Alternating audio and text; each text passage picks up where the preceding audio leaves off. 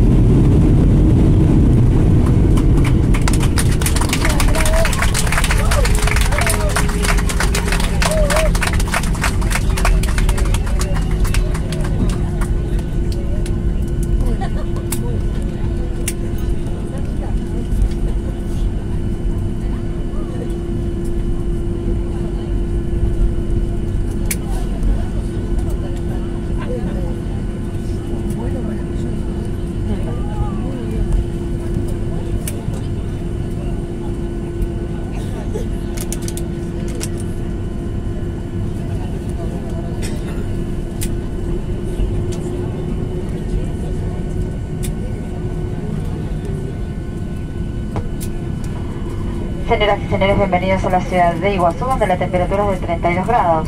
Por favor, permanezcan sentados con el cinturón de seguridad ajustado hasta que el avión se haya detenido por completo en la plataforma y se apaguen los carteles de ajustar cinturones.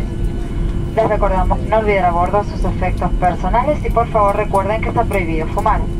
Aquí finaliza el vuelo número 570, es un deseo del comandante Pablo Linari y esta tripulación en nombre de Andes Líneas Aéreas. Que hayan tenido un vuelo agradable y esperamos recibirlos nuevamente a bordo. Que tengan muy buenas tardes.